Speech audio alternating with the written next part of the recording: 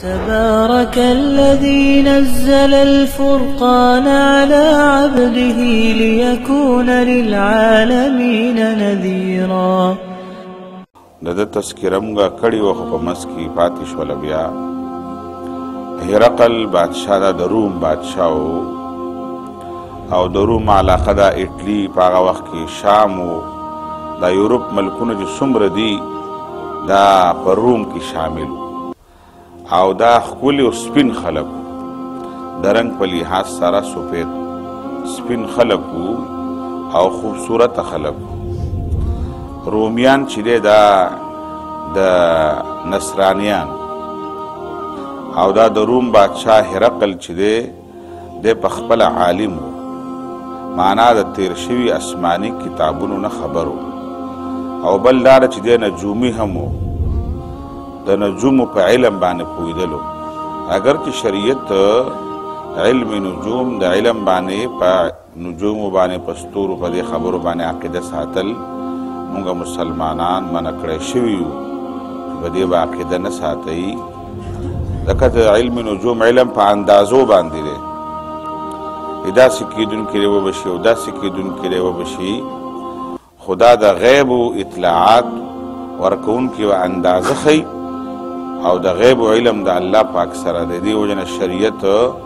د داسې قسم خبرو باندې اعتماد ساتل ویناګانې کول شریعت منع کړې ده. د نجومو د علم ماهرو کم د ستورو په ذریعه خلک معلومات حاصلوي او د ده د علم او د نجومو دغه دا وه چې ده ته به ځینې څیزونه په دې شیز باندې حاصلېدل او اندازه به ورته هم کېدله. نو نبی صلی الله علیه وسلم هرقل ته خط لیږلی دی او هرقل نظر منودلی و. دا هغه وخت و چې د کسرا د فارس خلک په دوی باندې مجوسیان په دوی باندې غلبه موندلې وه د نبی علیه صلات وسلام د نبوت نه مخکې خو دغه نږدې واقعه وه او بیا رومیانو واپس غالب شو د فارس په مجوسیانو باندې او د نظر منودلی و که ما دا صلیب ویوړلو او واپس مې د فلسطین کې یو خاص علاقه ده او په هغې کې ما دا به لګومه او پیاده به ځمه ورله. دا د نظر و زمونږ دا جنګ وګټولو زه به دا صلیب وړمه ځکه د مجوسیانو د دوی نه د کسرا خلکو د دی نه د فارس خلکو د ده نه دا صلیب تختولی او دا د عیسایانو یو مذهبي دغه دی اگر چې غلط دی ځکه عیسایانو دا سوچ دی چې عیسی علیه صلات وسلام مونږ پانسي کړی دی یهودیانو او هغه قرباني ورکړې ده مونږ به جنت ته ځو. څومره الټه خبره ده وایي چې مونږ عیسی علیه السلام پانسي کړی دی او په صلیب کړی هم دی او هغه دا صلیب د هغه نشان دی د قربانۍ مونږ به جنت ته ځو. په کار ده چې دوی دوزخ ته لاړ شي په دې چې پیغمبر یې وجلی دی دوزخیان شي بهرحال د هغې سره زموږ څه کار دی غلطې عقیدې ډېر نورې هم دي. خو دا صلیب به دوی د دوی نه په جنګ کې چې دی واغستلی شوی و بیا دوی دا صلیب حاصل کړلو او هرقل د خپل نظر منودلو پیاده پیاده بیا را روانو په لارې به پې خلکو ګونجونو شیندل او د خلکو سره ډېره عقیدتمندي وه ځکه چې ګټه یې کړې وه او دا شریف النفس و. دی فلسطین ته را رسېدلی او په فلسطین کې پاتې کېدلی او هغه صلیب یې هلته نال کړی او په خاص چې د دوی کوم د مذهب مطابق عقیده ده هلته یو خاص ځای دی په هغې کې په فلسطین کې بیا چې کوم مقامي بادشاه او ګورنر و هغه سره پاتې کېدلو یو ځان له محل یې ورله جوړ کړی و. په دې نبي علیه صلات وسلام هیدي کلبي یو صحابي دی دا انتهایي خوبصورت صحابي و او دته به د یوسف علیه السلام د حسن سره تشبیه ورکوله صحابه کرامو. دا په موږ کې یوسف دی. نبی علیه السلام هیدي کلبي ته ولې ورکړی و خطو نو ځینې سیرت نګار لیکي چې د دې وجې نه ورکړی و د یورپ خلک ډېر ښکلي خلک او الله پاک ورته داسې صحابي ورولېږلو د هغوی په حسن باندې غلبه وه. تاسو په خپل حسن او په خپل ښایست باندې که تاسو کبر او غرور دی نو زموږ سره هم خوبصورت خلک شته دی. دا انتهایی خوبصورت صحابي و د حسن په لحاظ سره نبی علیہ الصلوۃ والسلام دله چې کله خط ورکړلو د فلسطین ته لاړلو ځکه د دې هلته قیام کولو هغه خپل نظر یې پوره کولو او خط چې ورسولو نو هرقل بادشاه ته خط میلاو شولو هرقل ډېر هوښیار سړی و خط یې نه کولا وهلو او سرکار ته اډر وکړلو چې په دې فلسطین په دې شام علاقه کې د عربو نه څوک راغلی چې دی پیژني مال هغه خلک راولئ نو د دې سیرت نګارو وینا داره چې دا سرکاري خلک یې ستړي شولو کوڅه او کور او دا هر شی ولټول څوک یې را پیدا نه کړل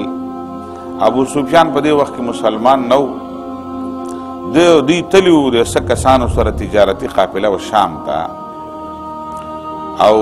ابو سفیان وایي موږ یې په یو علاقه کې را پیدا کړلو چې تاسو د عربو نه راغلي موږ چې د عربو نه مکې نه راغلي پیغمبر پیژنې چې پیژنو وایي چې بادشاه م غواړي بیا موږ حیران شو چې ولې م غواړي چې چل شوی دی وایي اډرو بس راللو هرقل بادشاه وویل چې تاسو کې وه موږ ته وویلو تاسو کې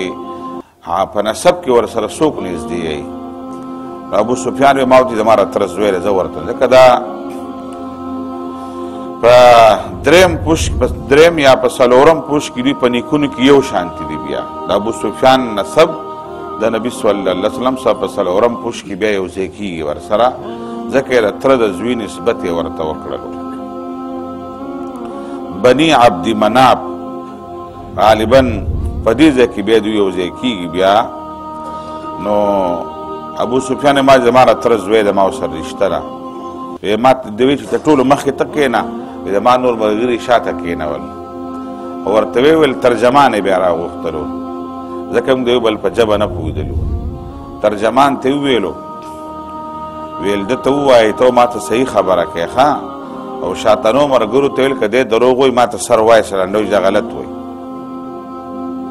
او دی ځکه مخکې کښېنو چې د یو بل ته اشارې نه کوي ابو سفیان د ټول نه مخکې کښېنو بادشاهان ځینې بادشاهان ډېر زیرک او هوښیار خلک ابو سفیان ویل چې مخکې کښېنو نور ملګري را به شاته کښېنول د ترجمان په ذریعه باندې تپوسونه شروع کړل او لس تپوسونه ته هرقل وکړل د نبي صلی الله علیه وسلم لس تپوسونه اولنی تپوس یې دا وکړلو چې د نسب په لحاظ سره څنګه دی وی ما ورته چې اشراف النسب دی د ټولو نه اعلی نسب والا دی په مکه کې ځکه چې قریشو سره تعلق و په قریشو کې د بنو هاشم سره تعلق او بنو هاشم په دوی کې چې دی په قریشو کې د ټول نه چوت خاندان خلک وو وی ما ویل چې د نسب په لحاظ سره د ټولو نه چوت خلک دي دا غټ نسب دی نو هرقل دنه تپوسونه کوي بیا ورته د هر سوال جواب فایده م ورته ښیي او ابو سفیان وایي په دې منځ کې ما ډېر کوشش کړی دی چې زه په څه طریقه باندې د پیغمبر خلاف خبره وکړم خو ما ته مخه نه میلاوېدله او ویل دروغ مې ځکه نه ویل ما ویل دا ملګري را به شاته ناست دي په مکه کې به خلک وایي چې ابو سفیان کذاب دی دروغجن دی وی دې وجې نه دروغ مې نه ویلو ویل دویم تپوس یې رانه وکړلو چې د په خاندان کې مخکې چېرته څوک بادشاه تیر شوی دی ویل ما چې نه بادشاه خو پکې مخکې نه دی تیر شوی وی دریم تپوس یې رانه وکړلو چې هسې په دې خاندان کې مخکې چا د نبوت دعوه کړې ده په دې علاقه کې په دې خطه کې وی ما ویل چې نه دلته خو چا د نبوت دعوه مخکې نه ده کړې ویل بل تپوس یې رانه وکړلو چې څنګه قسمه خلک یې ملګري دي مالدار خلک ورته ملګري کېږي که کمزوري یا ما ورته ضعفاء الناس د ټول نه کمزوري خلک او غریباران خلک کمزوري خلک یې ملګري کېږي بیا بل تپوس یې رانه وکړلو چې ملګري کمیږي که سیوا کېږي یا ما ورته ورځ ورځ سیوا کېږي بیا بل تپوس یې وکړو څوک ملګري ته واپس شوي دي چې اسلام یې سر راوړی او بیا واپس کېږي مرتد کېږي ما ویل چې نه څوک واپس کېږي ته نه وی بل تپوس یې رانه دا وکړلو چې تاسو سره جنګونه منګونه شوي دي ما ورته ویل چې او جنګونه هم خو شوي دي ویل چې ګټه چا کړې ده ما ورته چې کله هغوی ګټي وو کله موږ ګټو په بدر کې مسلمانانو ګټلي وو په احد کې دوی ګټلي وی بیا راته وویل چې وعده یې راسره شوې ده وی ما ویل چې او وعده ویل غدر کوي دوکه وی ما ویل چې دوکې خو څه پور نه راکړ وی بدې ځای کې مې خپله خبره کوله د پیغمبر خلاف وی ما ویل چې اوسه پورې خو نه ده کړې خو پته یې نه لګي کیدای شي وکړي ویل هرقل وویلو چې اوسه پورې نه ده کړه بیا به هم نه کوي در سره دا تپوسونه چې دی هرقل د ابو سفیان نه وکړل او ابو سفیان ورته ټیک ټیک جوابونه ورکړل ویل او هرقل ورته ویل دا تپوسونه مې درنه ولې وکړل وی دا مې درنه ځکه وکړل چې اشراف النسب دی د ټولو نه اعلی نسب دی نو دا د الله قانون دی چې الله پیغمبر په چوت نسب کې رالیږي ځکه دا حجت دی دا دلیل دی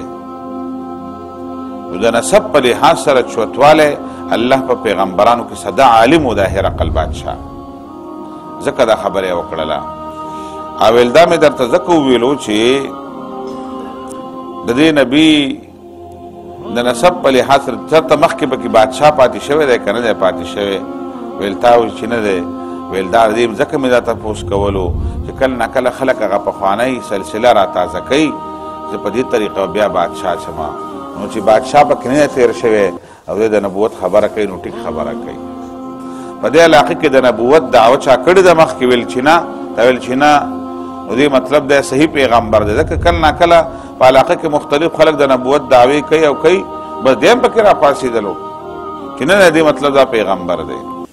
او ما نه بیا تپوس وکړلو چې څنګه خلک کې ملګري کېږي نو تا ویل ضعیفان نو ویل د هغه په توراتو که په انجیل حواله ورکړله او د قرآن شریف آیات هم دی چې د پیغمبرانو خلکو ملګرتیا همیشه کمزورو خلکو ضعیفانو خلکو غریبو خلکو مدد کړی دی او همیشه سرمایدارو وډیرګانو خانانو ملکانانو غټو خلکو د پیغمبرانو مخالفت کړی دی او بل تپوس مې درنه دا وکړلو چې تاسو سره جنګونه منګونه شوي دي که نه شي تاسو چې شوي دي کله هغه ګټي کله مونږ ګټو ویل دا د پیغمبرانو په زندګۍ کې دقه شانتي وي خلک ته مرتد کېږي چې مسلمانان شي تا ویل چې نه ځکه چې کم څوک حق ته راشي که نه حق ته څوک بیا مومي د حق نه چرته هم څوک نه دي واپس شوي کم مسلمانانو دین قبول کړی دی که نه او هغه ته حق معلوم شوی دی د حق نه څوک په شا کېږي نه ځکه دا پیغمبر حق دی او دوکه چې نه کوي نو دا د پیغمبرانو وتیره دا پیغمبران چرته هم د کافر سره هم دوکه نه کوي هرقل بادشاه د هرې خبرې فایده ذکر کړله او هره فایده دا واقعي ډېر معتدل او ډېر ښه کس و ښه بادشاه و خط یې اوس دې نه پس کولاو کړلو ترجمان ته ویل سرکاري فرد ته چې خط کولاو که خط کې څه دي نو د نبی صلی الله علیه وسلم خط چې کولاو کو ویل چې بسم الله الرحمن الرحیم من محمد رسول الله الى هرقل عظیم الروم والسلام علی من اتبع الهدى او بیا ورته دعوت ورکړه دعوت در کومه چې اسلام قبول شله اسلم تسلم اسلام قبول کا مسلمان شه بچ بشي حکومت بدیم بچ شي او اقتدار بدیم بچ شي مشري بدیم بچ شي آخرت بدیم ټیک وي دنیا بدیم ټیک وي نبی علیه السلام چرته بادشاهانو ته چې خطونه لېږل که نه هغه ته به یې دا ویل حکومت به دې په خپل ځای باندې وي حکومت درنه نه علمه دا بادشاهان زیات طور په دې کرسۍ پسې سم نښت دي هم دا پاکستاني نه ګورئ په مرګ به یې راجدا کوې نو چې مړ کړی دی نه یې که نو دې خوا کېږي دي نه او نبی علیه السلام دی وجه لا تسأل الامارته نبی علیه السلام فرمایي ګوره مشري غواړئ ما نعمت المرضعة و بئست الفاطمه وای دا د دې مثال داسې دی د دې اقتدار او مشرۍ لکه مور چې بچي له پی ورکوي که نه ماشوم څومره خوشحالی چې پی خوري ماشوم خوشحالی خو چې د پیو نه کټ کوي که نه بس ماشوم بیا جاړې او لتې وهي د ټوله دنیا په سر راغستی بچي نبی علیه السلام فرمایي اقتدار او مشري ښه پی ورکوونکی دی خو چې بیا ترې کټ کوي نو دې دا لکه د مور چې بچی چې د مور د پیو نه سینې نه کټ کوي بئست الفاطمه نو نبی علیہ السلام با هر بادشاہ ته ویل چې اقتدار او حکومت بم ستا وي بس مسلمان شي هغه ویل چې دی چې نو چې دا پیغمبر دی اقتدار دی او مشري ده دا غواړي او دا د نبی صلی الله علیه وسلم او بل اهم خبره کوله ویل که اسلام دی راوړلو نو تعالی به دوه اجر یو ستا د مسلمانۍ بل دا قوم به ستا پسې کېږي به دا خلک به ستا د وجې نه مسلمانان شي او که اسلام دی را نه وړلو خپله ګناه او د قوم ګناه به ستا په غاړه او یا اهل الكتاب تعالوا الى كلمة سواء بيننا وبينكم الا نعبد الا الله ولا نشرك به شيئا ولا يتخذ بعضنا بعضا اربابا من دون الله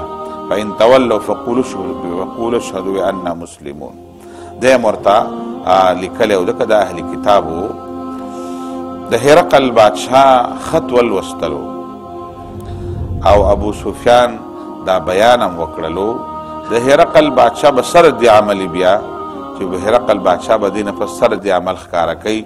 او د خلکو به سره د عملی داغه تذکره به ان شاء الله سبا کو. نور على مر الزمان تألقا وأضاء للدنيا طريقا مشرقا وهدى من الرحمن يهدينا به للصالحات وللمكارم والتقى. نور على مر الزمان تألقا